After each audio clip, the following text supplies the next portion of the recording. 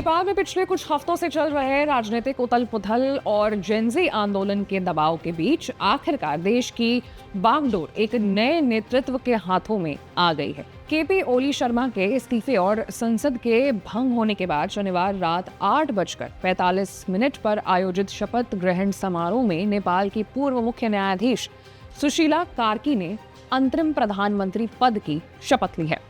इसके साथ ही वो नेपाल की राजनीति में एक नया इतिहास रच चुकी है, क्योंकि ये पहली बार है जब कोई महिला इस संवेदनशील पद पर आसीन हुई है। राजनीतिक दलों के बीच पहले ही इस नाम पर सहमति बन चुकी थी। राष्ट्रपति रामचंद्र ने संसद को भंग करने का प्रस्ताव स्वीकार कर लिया है, जिसके बाद कार्की के नेतृत्व में अंतरिम सरकार का रास्ता साफ हुआ। काठमांडू के मेयर और जेनजी आंदोलन के प्रमुख चेहरा बालेन शाह के समर्थकों ने भी इस घटनाक्रम की पुष्टि की है और इसे आंदोलन की एक बड़ी जीत करार दिया है।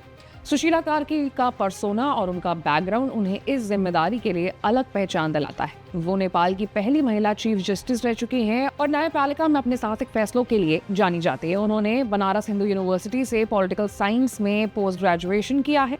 वो अब कार्यपालिका की कमान संभालते हुए भ्रष्टाचार विरोधी आंदोलन और सामाजिक अस्थिरता जैसे गंभीर चुनौतियों का सामना करने वाली हैं। हालांकि अंतरिम सरकार के गठन के बावजूद नेपाल के हालात सामान्य नहीं होते हुए दिखाई दे रहे हैं। भ्रष्टाचार और सोशल मीडिया के बैन के खिलाफ गुस्सा अभी भी सड़कों पर दिख रहा है। 9 सितंबर को हुए हिंसक प्रदर्शन ने हालात को और बिगाड़ दिए। उस दिन प्रदर्शनकारियों ने संसद, राष्ट्रपति भवन और पूर्व प्रधानमंत्री ओली के निजी आवास पर हमला कर आगजनी की। इन घटनाओं में अब तक 51 लोगों के मौत की खबर आ चुकी है, जबकि 1000 से ज्यादा लोग घायल बताए गए।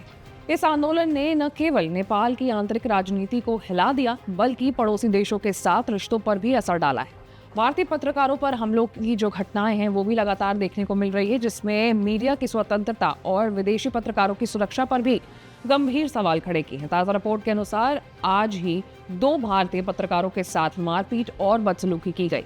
इससे नेपाल की छवि अंतर्राष्ट्रीय स्तर पर भी प्रभावित हो रही है। जेनजी आंदोलन की सबसे बड़ी मांग संसद भंग करने और नए संविधान संशोधन की रही है। राष्ट्रपति द्वारा संसद भंग किए जाने से ये मांग पूरी होती दिख रही है, लेकिन राजनीतिक अस्थिरता और हिंसा की घटनाएं अभी भी रुकने का नाम नहीं ले रही। इस पर नियंत्रण पाने और लोकतांत्रिक व्यवस्था को स्थिर करने अंतरिम प्रधानमंत्री कार्की के लिए एक बहुत बड़ी चुनौती होने वाली है। कुल मिलाकर के नेपाल इस समय एक ऐतिहासिक और संवेदनशील दौर से गुजर रहा है। सुशीला कार्की के नेतृत्व में अंतरिम सरकार से लोगों को नई उम्मीदें जुड़ी हैं।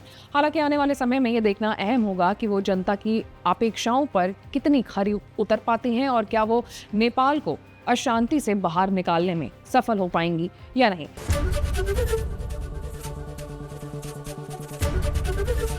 एबीपी गंगा, खबर आपकी, जुबान आपकी।